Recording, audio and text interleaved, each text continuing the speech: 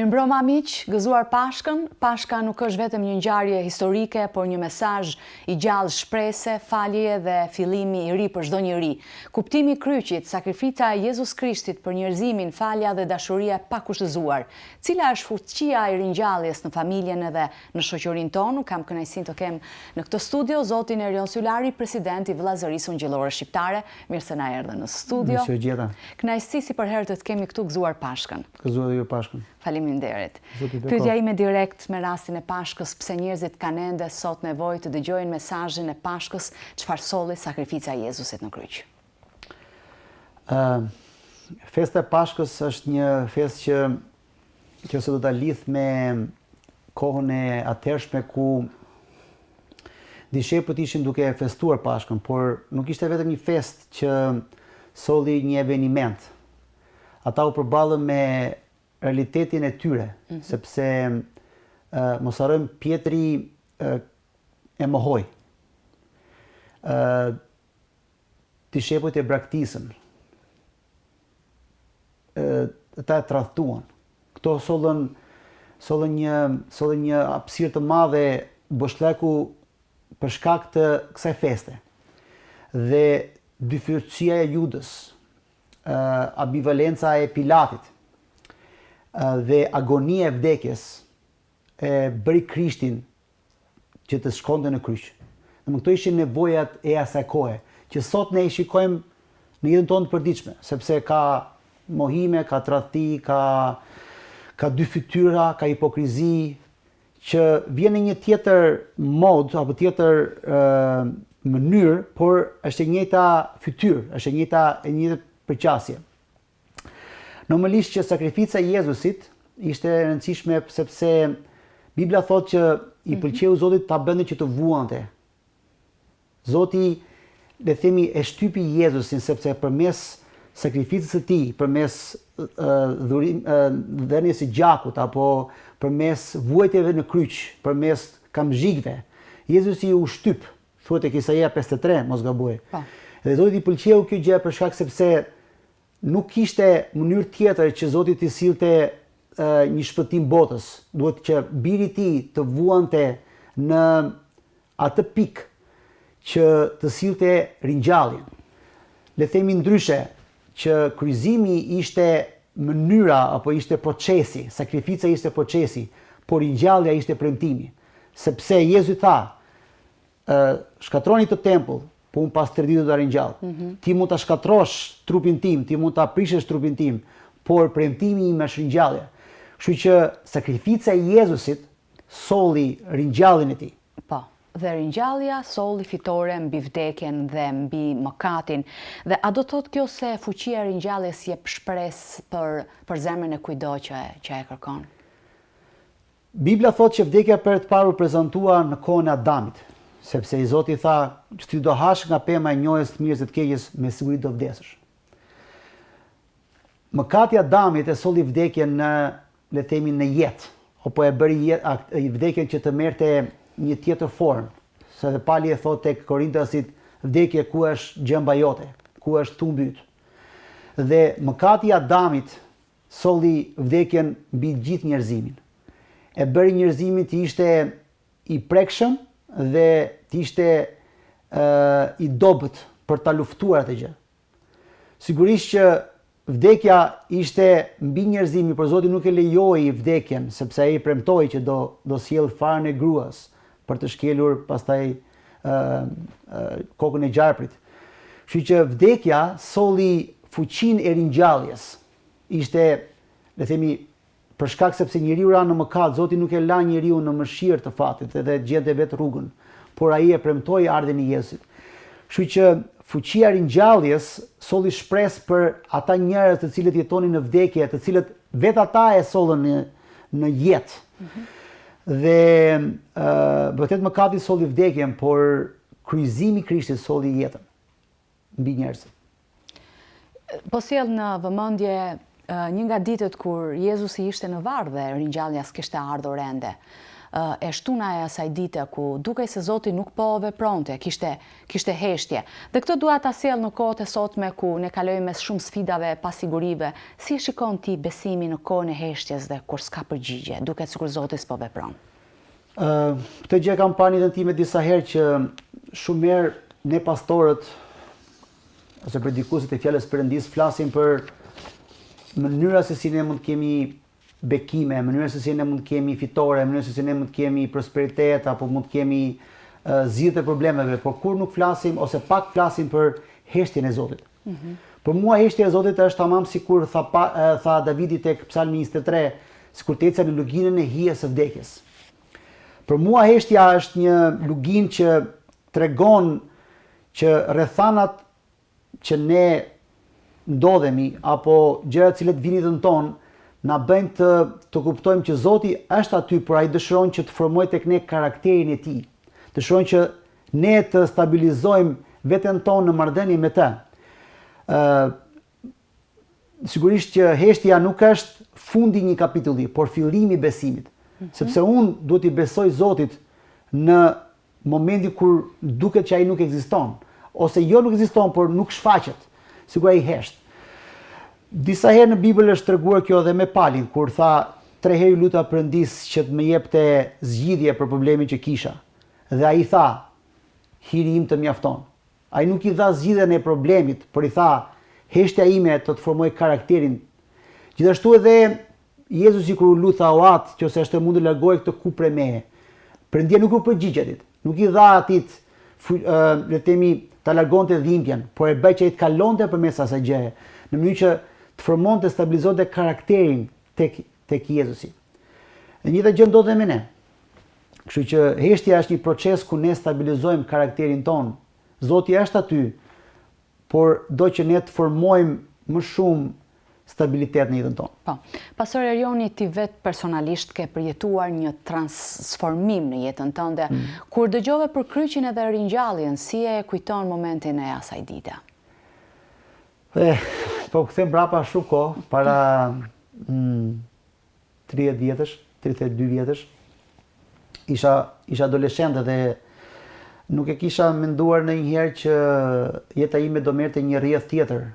Dhe në atë moshë që është pak delikate, fillova që të ndërroja me gjërat e mia se si do procedoja me jetën time. Dhe megjithëse u provova disa herë, dështova dhe nuk arrita dot që të kisha një sukses. Por Perëndia në atë, le të themi, dështimin tim apo në atë momentin kur unë përpiqesha, erdhi dhe më vizitoi. Dhe më kujtohet historia e atij të demonizuar Gadareas, që megjithëse ishte në zinxhir apo ishte i lidhur, i shqyente, por prapë brenda vetes tij ai ishte i slllavëruar. Pavarësisht se ai ishte i lirë nga zinxhirët që të tjerët e kishin, ai ishte i slllavëruar. Dhe unë kështu ndjesha. Isha i lirë sepse isha i ri, isha, le të themi, i pavarur në jetën time, por fakti isha i slllavëruar sepse nuk kisha njohur fuqinë e ringjalljes Krishtit. Dhe kur Zoti erdhi më vizitoi, atëherë kuptova që nuk ka asnjë gjë që Perëndia nuk mund ta preki. Nuk ka asgjë që Perëndia nuk mund ta ndryshojë. Siç ndodhi me atë demonizuarin. Po. Zoti nuk e pengoi askush që të shkonte ta vizitonte atje ku ai ishte. Të tjerët e braktisën, të tjerët e mohuan, pa i shkoi e vizitoi atje dhe i ndryshoi jetën. Unë nuk isha një demonizuar, sepse nuk isha një jetë domethënë të shkatruar, por fuqia e ringjalljes eri tek unë në mënyrën që Perëndia zgjodhi të vinte. Edhe unë ndryshova plotësisht pastaj. Edhe një rrugtim i gjatë gjithë këto vite. Çfarë mesazhi ose çfarë përgjigje jep Pashka shoqërisë sot, pastor, në mes të pasigurisë, në mes të frikës, në mes të ankthit? Tani Jezusi ishte një njeri i turmave, ishte një njeri i shoqërisë. Dhe nuk zgjodhi që të ishte i larguar në një vend për të lutur, por ishte njeri që jetonte përditshëm me njerëzit. Këtë bëri që fjalët e tij të kishte autoritet, fjalët e tij të kishte fuqi. Dhe kudo që Jezusi shkoi, shumë herë vetëm fjalët e tij e ndryshoi shoqërinë. dhe më bën të kuptoj që shoqëria megjithëse mund ndodhet në një krizë shprese, ankthi apo errësire, duhet një prezencë e Jezusit, duhet një prani e tij që të ndryshojë shoqërinë. Dhe unë besoj që përsëri fjalët e tij sot mund të lulëzojë në zemrat e njerëzve. Fjalët e tij përsëri mund të sjellin një ndryshim total në botën ku ata janë të përfshirë. Sepse njerëzit kanë nevojë që ëndrat e tyre të realizohen, kanë nevojë që dëshirat e tyre të plotësohen. Vetëm Krishti dhe Pashka mund ta bëjë këtë gjë. Dhe si e mbajmë shpresën gjallë dhe kur duket se rrethana nuk ndryshojnë? Unë besoj që tre gjigantë mëdhenj të krishterëve, ose atë që thot Pali, tre gjëra na mbetet: besimi, shpresa dhe dashuria. Shpresa në fakt është ushqimi i besimit, sepse përmes shpresës ne ushqejmë besimin tonë. Dhe nëse shpresa izolohet dhe nuk ka në jetën tonë, edhe besimi fillon edhe fiket. Sepse pa shpresë ne nuk mund të kemi dot besim. Dhe dua të inkurajoj që pavarësisht se çdo njeri mund t'i duket sikur është i dorëzuar, është i braktisur, është i harruar, është i mohuar, ti nuk duhet dorëzohesh. Ti nuk duhet të japësh kurrë vetes apo të ligut shans që unë do të heq dorë. Prandaj çohu dhe shkëlqe. Çohu dhe lër Perëndin të japi forca për të vazhduar përpara. Mos e humb kurrë shpresën. Në qendër të mesazhit të Pashkës është edhe falja. Pse duket që sot është kaq vështirë që të falim? Pse është kaq e rëndësishme që të falim? Unë besoj që njerëzit nuk kanë krijuar akoma sot ambiente apo sisteme që mund të rezistojnë mohimit apo lëndimit. Çfarë jam duke thënë? Jam duke thënë që ndonjëherë ne i shikojmë njerëzit me sytë e vetë drejtësisë apo drejtësisë humane. Që njerëzit duhet t'i akmerresh dhe tyre për gjërat që na kanë shkaktuar neve. Dhe duke bërë këtë gjë, ne çfarë bëjmë? Ne pim helmin për veten tonë. Unë mendoj që falja është një dhuratë që ti duhet t'i bësh vetes. Kur ti fal, nuk ka se ndihmon të tjerët, ti ndihmon veten tënde. Sepse falja është një gjë që ti nuk justifikon sjelljen apo ti dënon autorin, por është një proces që ti siguron paqe për shpirtin tënd. E thënë ndryshe, nëse diçka aty të merr paqen, ai bëhet Zoti yt. Nëse lëndimi të heq paqen në zemrën tënde, ti nuk je më kontrolluar nga Perëndia, por kontrolluar nga emocionet. Dhe kjo nuk je më vetvetja, por ti je i sllavoruar nga kjo gjë. Prandaj, për të qenë më i mirë, për të nxjerrë më të mirën nga vetja jote, fal, sepse falja është rruga e Perëndisë. Në këtë atmosferë pashke, pastor, po sjellja në vëmendje se si kohët e sotme njerëzit më shumë e kërkojnë Zotin në momente vështirësie dhe jo kur janë mirë. Si mund ta ruajmë këtë balancë dhe të kemi një marrëdhënie qëndrueshme me Zotin, siç psalmisti thotë, ne do ta bekojmë Zotin në çdo kohë, në të mirë dhe në të keq. Gjatë jetës time si pastor, por edhe si besimtar, kam parë që njerëzit e përmendin Zotin në ditë të mira. Për festa, për sebebe të ndryshme, kur ti shikojnë gjë të mirë, por e kërkojnë në ditë të vështira. E të përmendin në kohë të mira, por e kërkojnë në ditë të vështira. Ne nuk duhet lejojmë që rrethanat të shkatrojnë intensitetin dhe marrëdhënien tonë personale me Zotin. Që të kesh një marrëdhënie të qëndrueshme me Perëndin, ti duhet të vendosësh disiplinë, sepse disiplina e mban një gjë konstante. Nëse ne do mbasim disiplinën në marrëdhënie me Perëndin, atëherë do të jetë një jetë e vakët me Zotin. E thënë ndryshe, ne duhet ta shikojmë Perëndin si një atë dhe si një baba, si një Perëndi që t'i afrojmë atij në çfarë do të kohë. Dhe nuk duhet ta kemi vetëm në kohë të vështira. Unë kam një vajzë që është 8 vjeçë dhe edhe kur i bërtas, ose i kur bërtas me kuptimin kur e kritikoj, e disiplinoj, apo edhe kur los me të, ajo nuk ka problem të vi në çfarë do të kohë. Edhe kur i them për shembull që këtu është gabim për shembull, ose se ajo do të lozë dhe ka atë botën e vet që ne duam të rritet shumë shpejt, duam që të bëhet e madhe si puna jonë. Edhe ndonjëherë domethënë vendosim përmas disiplinave që duhet të hash të gjë, duhet të mësosh të gjë, duhet të shkosh në shkollë, duhet, domethënë ato gjëra që ne si prind duam që ajo të shkëlqejë. Dhe kur ajo nuk e realizon të gjë për shkak të botës së saj fëminore, ne mërzitemi dhe ndonjëherë domethënë krijojmë ato disiplinat që ta fikim telefonin, do ta fikim televizorin, nuk do lozim, do merremi në fillim fare me gjërat që janë prioritet.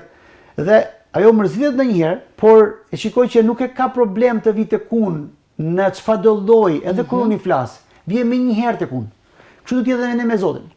Kur kohë të vështira vijnë sepse ne mendojmë që Zoti po na dënon apo ne po marrim një lloj le të themi largimi nga Perëndia. Kështu gjykojmë ne.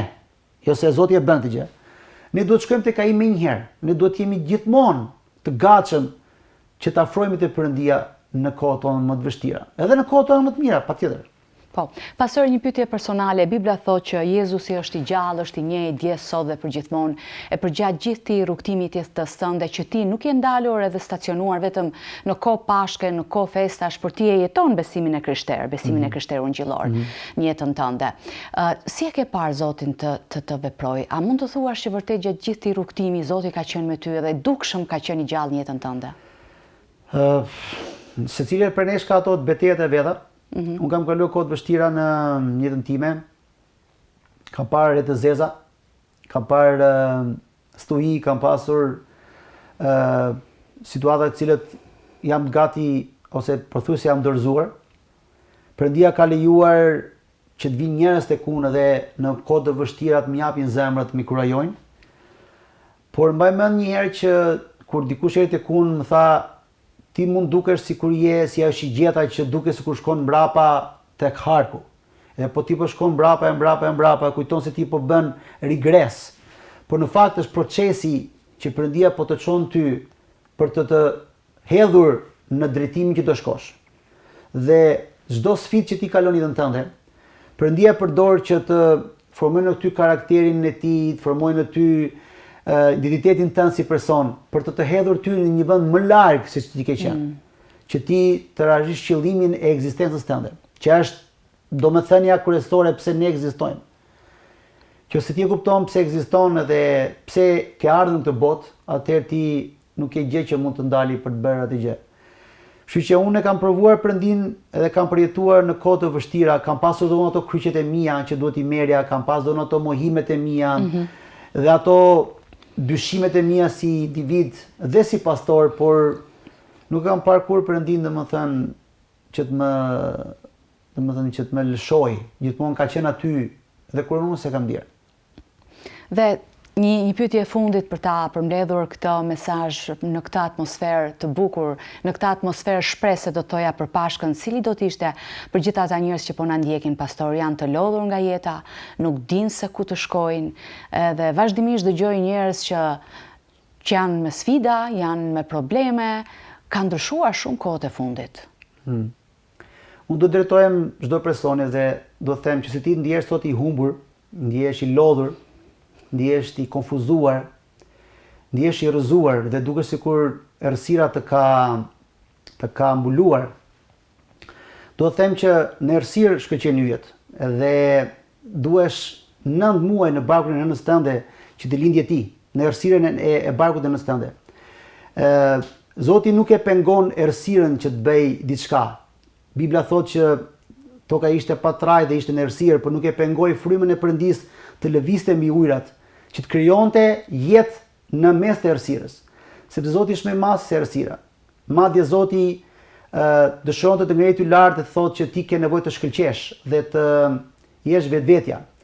Pashka është momenti ku Perëndia do që ti të shkëlqesh dhe që ti të fitosh mbi errësirën tënde dhe të kuptosh që Zoti ka më të mirën akoma për ty, që akoma se ka realizuar. Pastor, të falenderojmë, të jemi shumë mirënjohës për gjithë inkurajimin që na solle këtë mbrëmje. Gëzuar Pashkën ty, familjes tënde dhe shumë suksese. Gëzuar dhe ju faleminderit për ftesën. Shumë faleminderit. Të dashur miq, Pashka na kujton se pas çdo sakrifice ka shpresë, pas çdo errësire ka dritë dhe se çdo fund mund të jetë një fillim i ri.